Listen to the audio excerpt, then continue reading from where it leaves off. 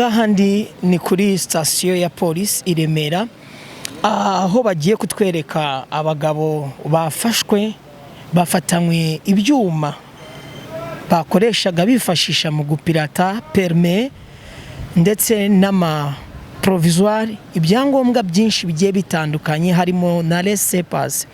Ahangaha turi rero ni kuri sitasiyo y'i Remera, bagiye kutwereka abo bantu bafashwe bakoraga ako kazi ko gukora ibyangombwa babiha abaturage bitemewe n'amategeko y'igihugu, bitemewe nk'uko tubibona, nk'uko umuntu yagakwiye gukorera icyangombwa runaka cyangwa se akifuza serivisi runaka y'icyangombwa akayibona mu buyobozi. Abangaba rero nibo bagiye kutwereka mu kanya gatoya. Aha turi ni kuri sitasiyo y'i Remera. Reka rero turebe uko biraza kuba byifashe bari abagabo bamaze gufata, uko biraza kugenda. Nitwa Ruzavaho Ali. Witwa Ruzavaho Ali. Impamvu uri hano? Impamvu ndi hano, nagiye kuri tapi, umuhungu wanjye yambwiye ko ntashobora kurera amaboko, ko ashobora kunyohereza imodoka, kandi nkaba nakoze ku mashantiye menshi atandukanye, nkoresha tracteur, nkoresha ntuze kuri tapi. Mbwira umuhungu ko yampugura ku modoka, nawe ansaba yuko namushakira abantu bacura zo hanze mu Biryogo. Ndasobanurira, arambwira ibyo ni ibintu bito cyane twabikora. Bo telefona Ivan, wa muntu yabonetse, maze arambwira ati asa kuri permi imwe tuzara tumuhangahe. Ndamubwira rindira njye kumushaka mubaza. Njya kubaza uwo yitwa Juste. Juste arambwira ngo azatuha ibihumbi 30.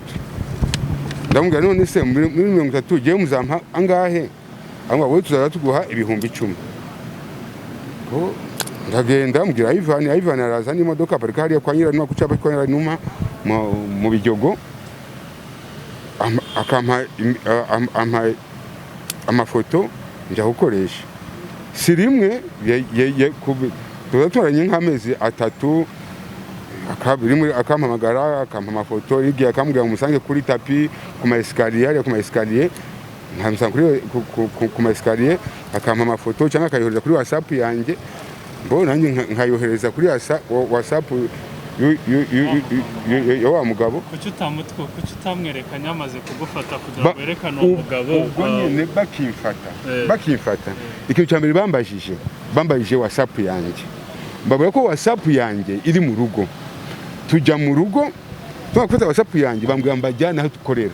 Uwo mwanya nahise mbajyana aho ngaho. Wa mugabo kumbe ntuze Juste Muhamiriza Juste. Hanyuma we afande yamfashe niwe yeboye neza, yahise ambwira ngo twagufashe, yaraho hafi ari gukurebera ahita cyaho. Bivuga ko operatingaga je na computers nta computers kabisa. Ibikoresho ntabwo ari byawe? Ntabwo ari nibyo Muhamiriza Juste. Wewe wakoraga iki muri rusange? Je muri rusange uriya Ivan yampaga amafoto cyangwa akayohereza, kuko uyu mukobwa yambwiye ntashaka ko nimero ye igaragara cyane. Bo uriya Ivan jewe nkamubwiye ko kuko Ivan we ntabwo baziranye n'uwo nguyu. Ese yagucaga kugira ngo nawe bigeze ku bo abyohereza kuri WhatsApp yanjye, nanjye ngabyohereza ku uwo nguyu akasohora, asohoye akabimpa, amaze gutwika akabimpa nkabisubiza Ivan. Nkamuhamagara urihe, hari kewe yasaga, hari katazaga kambwa nsanga ndi kwigisha kuri tapi, nsanga kuri tapi, nkafata kamoto nkabijyana kuri tapi. Hari ibikoresho bivuga yuko ari wowe wabikoraga, ari wowe wakoraga ziriya perime z'inkongomani, ibyangombwa by'Uburundi, birote byose kari byawe. ibyo si ibyanjye koko. Ibikoresho byafashe n'afande wenyine yamfashe arabizi, namuhaye nimero uwo muntu uwo mwanya nyene n'uyu munsi yagiye muri MTN kukurikirana ahageze ari hehe, telefone ingene yayivanyeho. Waratanze amakuru yuko akora ibyangombwa bitemewe kandi uzi ko akora ibintu bitemewe kandi urumva wari umaze amezi 3 bikora. Kuki utari waratanze amakuru? Kubera yuko Ivan yambwira ko ngo byo hanze ngo nta kibazo, ibintu byo hanze nta kibazo, nta kaya. Byemewe? Jewe nzi ko bitemewe. Ese kuki utari waratanze amakuru? Aho niryo kosa nakoze rero iryo ngiryo gutanga amakuru. Ibikoresho byafatanywe nde nta sano byafatanye n'ibikoresho. Mbo nije nagaragaje aho tukorera, mbese aho bakorera. Aho mukore we na jisi. Aho mukorera wahagaragaje ari uko mumaze gufata. Ariko mfashwe bagiye wanje basanga nta kintu kihari cyo gikoresho. Ubereka ku biro byanyu. Babwira aya pogiye nkunda kuvuga ukuri. Ndabwira hangaha nta mashini nzi nta kintu nimashini muyisanze hano abari muri vacances, abana baje muri vacances basubiye ku ishuri mufite iyo connection na wundi witiraga mu polisi. Je uriya yitwa umupolisi simuzi, namusanze muri kasho, ubundi je simuzi. Hanyuma ubu ngo urishinze iki? Jewe ndishinja ikosa nakoze yo kubona ibyo bintu bitemewe n'amategeko, kubifata nkabiha uya Ivan, kandi narabimubwiye kenshi ibintu nshizemo bizanzanira ibibazo ngo mzee oya mzee nta kibazo nambwo oya. Ubutumwa kubakoraga nkuko wenyine yayibwiye n'uriya musore turi kumwe wa undi mugako yitira umupolisi. Witaga umupolisi wafashwe hanyuma avuga ko we yasezerewe muri polisi kubera ikibazo cy'uburwayi. Twagira ngo mugire icyo mubitubwiraho bijyanye no kuba bafashwe bafasha abanyeshuri kubona impushya mu buryo butemewe n'amategeko. Niyo yaba ari umupolisi yakoze ibyaha yafatwa, icyo ni icya mbere, ngira ngo arabizi cyangwa se namwe murabizi. Ariko we noneho yirukanwe no mu gipolisi, ntabwo yasezerewe, yaratorotse atoroka akazi. Byumvikane yuko ibi bikorwa afatiwemo noneho ngaho ubwo biranga uwo yari we ajya kwinjira mu gipolisi. Ntabwo yarashoboye akazi k'igipolisi n'umwuga wa cyangwa se w'abapolisi. Yatorotse akazi aza gushakishwa na polisi, iramufata iramukatira bijyanye n'amategeko n'amabwiriza ya discipline, iramwirukana. Ariko ntekereza ko atari cyo cyaba n'urwitwazo wo gukora ibyo yakoraga. Cya mbere gukorana n'agatsiko k'abakomisiyoneri gashaka kugira ngo karya amafaranga y'abaturage, bababeshya ibintu bidashoboka byo gukorera abantu perime cyangwa se kuzibashakira. Nk'uyu wavuga ko akora muri Toyekor, no gukorana n'uyu nguyu ufite ibyuma byafatanywe bikora impushya cyangwa se ibyangombwa bitandukanye, ngira ngo murabyibonera. Ibyo rero icyo yaba ari cyo cyose ntabwo ntacyo kivuze mu gihe yinjiye gukora ibyaha nk'uko twamufashe, kandi bigaragara yuko agomba kubikurikiranwaho n'inzego zibishinzwe ndetse mu buryo bwemewe n'amategeko. Kandi saba bonyine nibo tubonye, hari n'abandi ushobora kuba bihisha inyuma y'abangaba, cyane cyane abarimu bigisha muri Toyekor bagira uruhare kugira ngo abashaka impushya bazibona. Abangaba bo niwe butumwa mu bageneye? Ntabwo ari aba bonyine, nanjye ndabyemera niko bimeze, bafashwe cyangwa se bazafatwa muri uru rwego.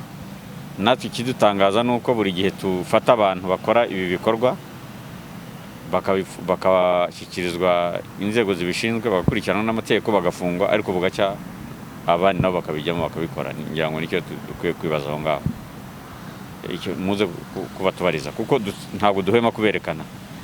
Imwe mu mpamvu ituma tuberekana ni ukugira ngo abantu bacika ku byaha kubera ko bifite ingaruka, ariko barakomeza bakaza. Gusa icyo twavuga ni uko aba turaberekanye, aba bari inyuma bamenye yuko abamenyekanye, bamenye nabo yuko umunsi ari umunsi bazafatwa. kandi turabakurikirana.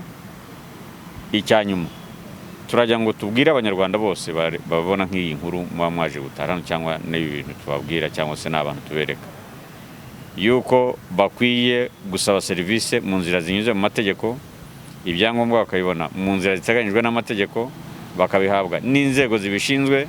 Umuntu yakubwira uko yitwa cyangwa n'icyo akora, ukabanza ugashishoza, bakirinda ko abantu b'abanyabyaha barusahurira mu nduru, bababeshya, bakabarya amafaranga yabo, bakabahemukira kandi mu by'ukuri ntacyo bari bubamarire.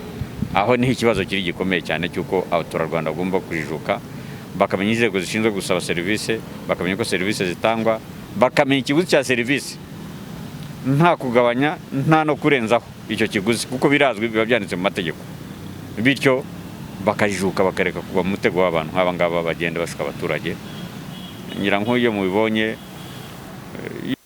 gahunda yo gukoresha ibizamini isohotse, ubwo hari ababa bari aho barekeje bati reka turebe uburyo twarya amafaranga y'abaturage, ariko polisi nayo biri maso ikavuga iti turabafata.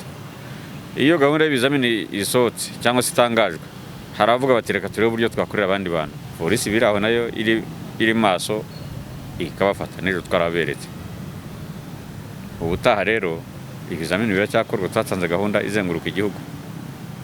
Nyamuneka ba nyir'amashuri, abarimu, abandi bantu bari hirya hano bagenda birirwa bashungera, bashakisha uburyo babeshya abaturage bakabarya amafaranga ngo barakora ibizamini byaba ibya provisoire cyangwa se uruhushya rw'agateganyo cyangwa se uruhushya rwa burundu.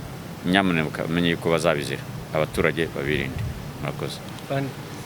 Akabazo uretse bano bafashwe bakora bino bintu, hari amafoto agaragaramo yuko hari ababikoresha, bo hari uburyo bakurikiranwamo.